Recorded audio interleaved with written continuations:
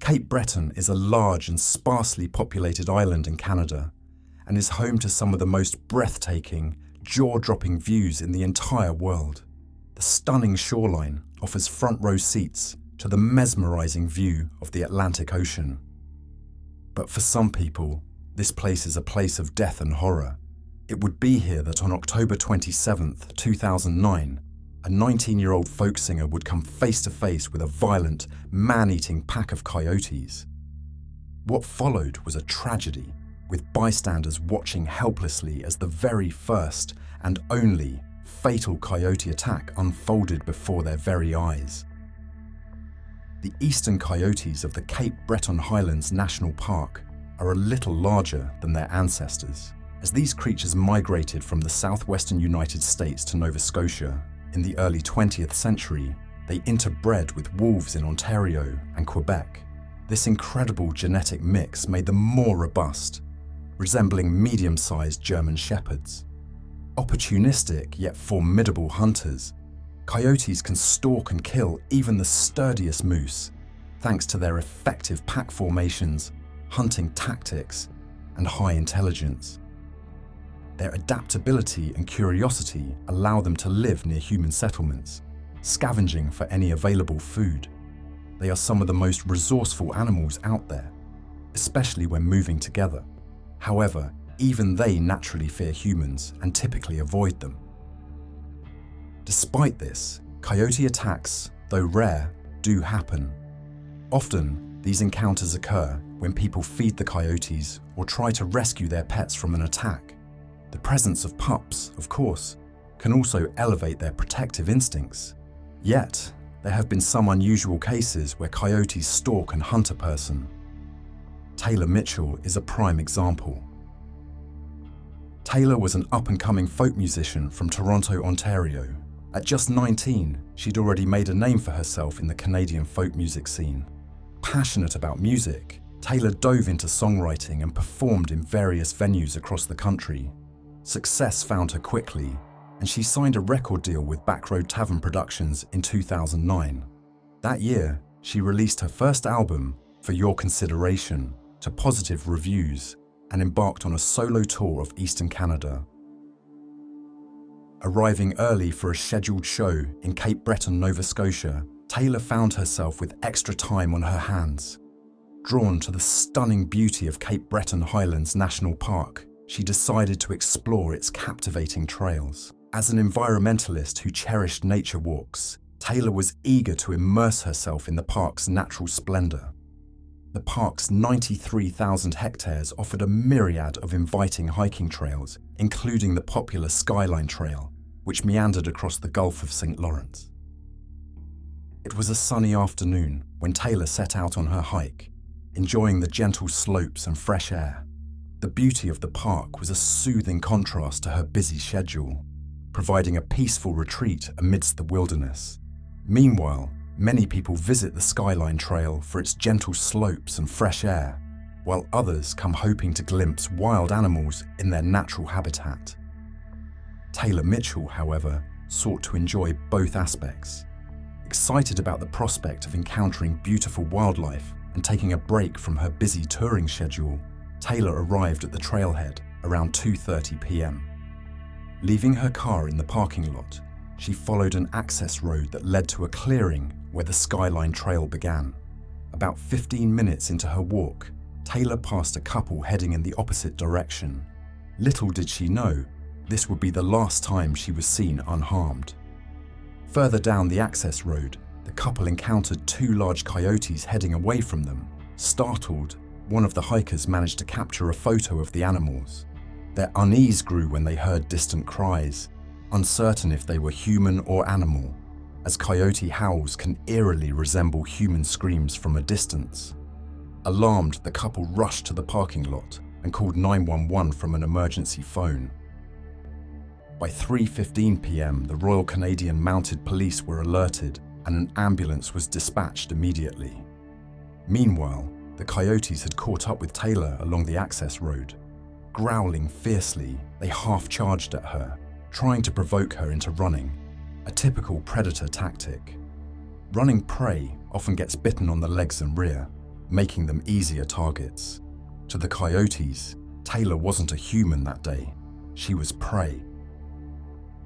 Terrified, Taylor retreated towards the trailhead, dropping items as she screamed for help.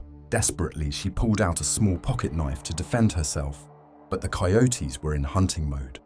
They lunged at her, biting her legs and fingers. Despite her brave attempts to fend them off, Taylor was no match for two coyotes. Pushed deep into the trail and onto a hill, Taylor stumbled and fell.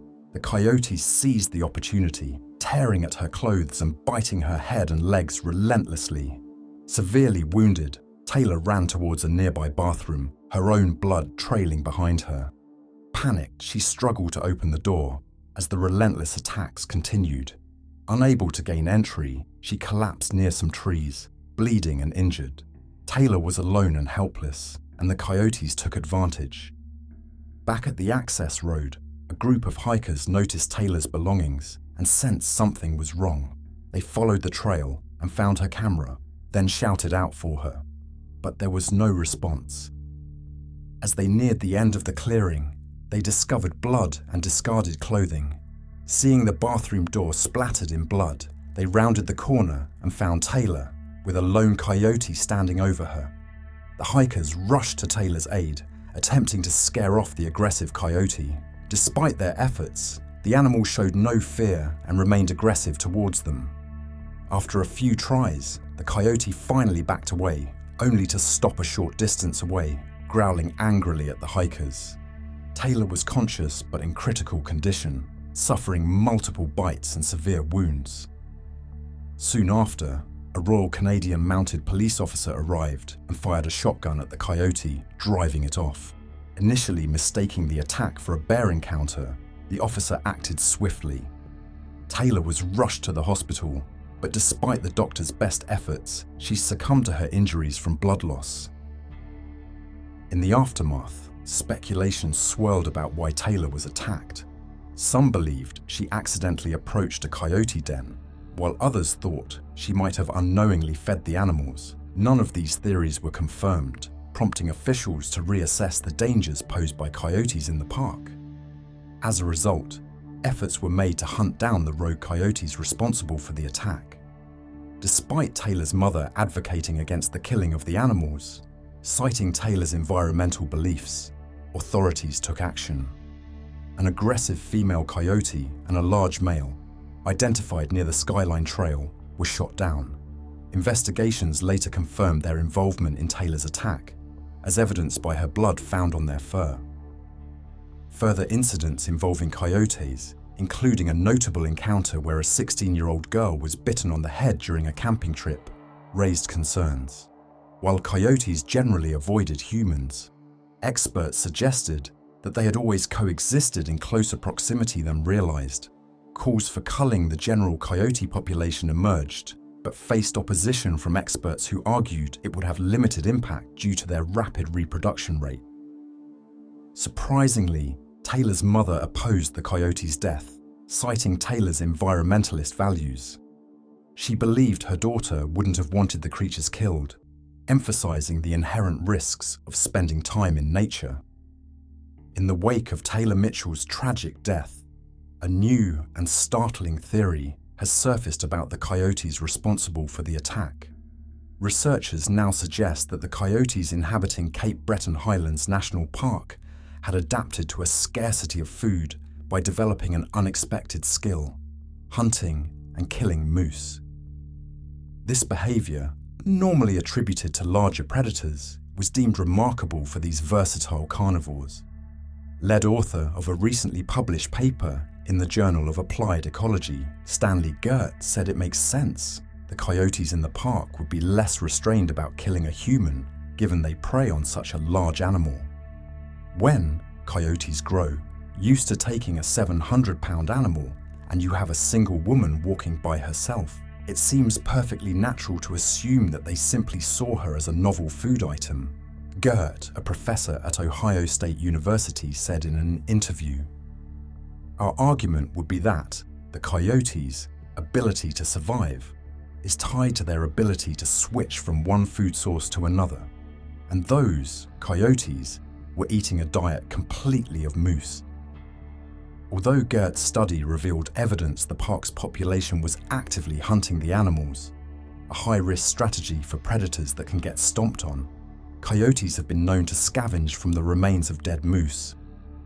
Supported by Parks Canada and the Nova Scotia Department of Lands and Forestry, the study notes, at least one moose carcass located during winter coyote tracking showed signs of predation. On other occasions live, adult moose were observed with fresh wounds consistent with coyote bites, in addition to coyote tracks leading to the moose.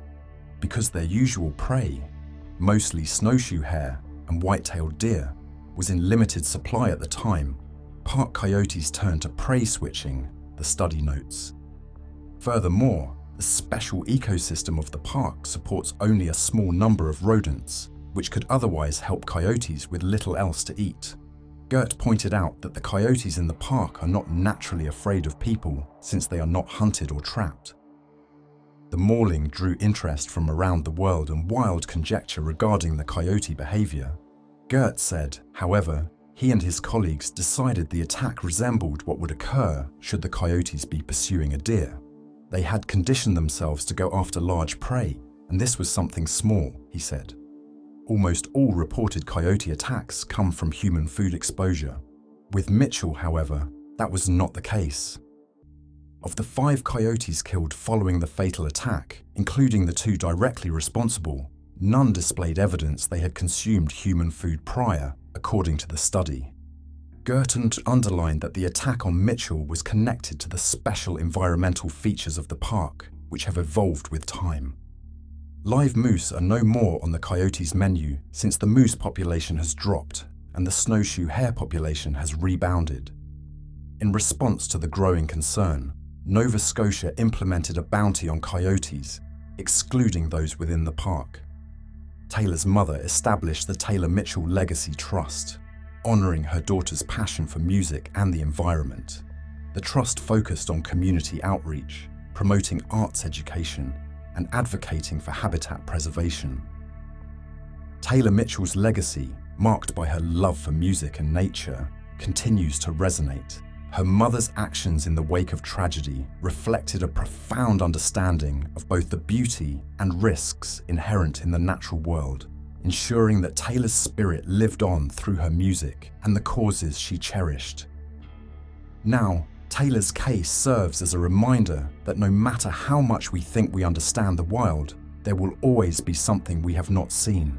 Do you think Taylor's death could have been prevented? Let us know in the comments. And if you want to watch more animal attack content, make sure you check out this video